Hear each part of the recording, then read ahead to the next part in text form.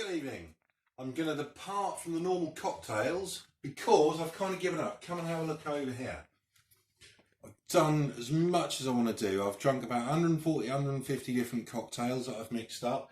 I've kind of finished that now. I'm running down these bottles, okay? I don't need all that. So, okay, what I am going to do is I'm going to tell you a little story. So what happened this week? Well, I've had quite an eventful week, to be honest. I've somehow, inadvertently, let me think, 30 or so years later, ended up back in sixth form. How this came about is a very nice pub, the Gelston Locks, Lock-In, whatever you want to call it, out in Gelston, has just closed down and is going up for auction. So people are looking to buy it as a community pub, etc., which provoked somebody on Facebook, who I went to sixth form with, to start a conversation about it with a load of friends that she was still in touch with. A photo got posted of yours truly, looking very drunk and very weirdly dressed, on the last day of sixth form, because that's where we all went and we all got drunk. And I let off a smoke canister and lots of bizarre happenings. Anyway, it's provoked me to do something and try something that I haven't tried in living memory.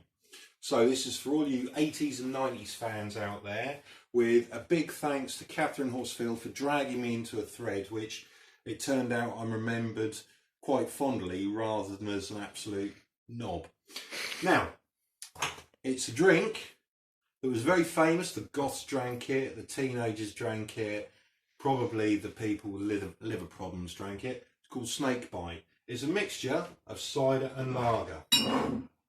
So this is not an authentic lager of the time, hop house lager, but it's quite nice. Now the trick on this is a 50-50 mix of lager and cider.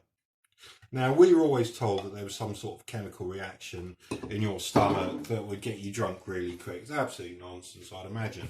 Anyway, next stage is a cider. Now this, I was over the moon to find this today, Merry Down.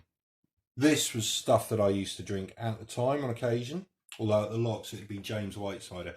Now I went up to York University to visit a friend who'd left sixth form at one point, and I had a Guinness, followed by 3 bottles of Merry Down. And I wrote a poem about it at the time. Very, very strong stuff. It's 6.8%. It's also very tasty. And after that, I was flying. I remember singing outside in a bike rack, and then waking up in a... I'm going to mix it, actually. Waking up with my head in an ashtray. So that's kind of what teenage drinking's like. So this is a 17-year-old's drink that half the pubs would not serve you. They wouldn't mix it. I haven't had it for the best part of 30 years now. Smells all right. Let's try it. Snakebite. Oh, and Lizzie Girdwood, as was, who I knew as a 17, 18-year-old, a friend from sixth form. It's her birthday today. So, Lizzie, to you. Cheers.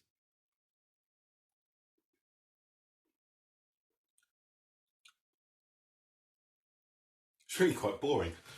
Right. Now, that's probably why I used to order Snakebite in black.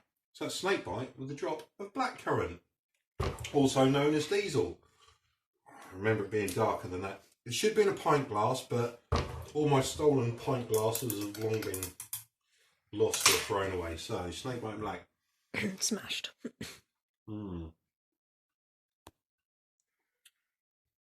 Better. Still a bit rubbish. Really. Well, to being 17 or 18 again. Cheers. Update.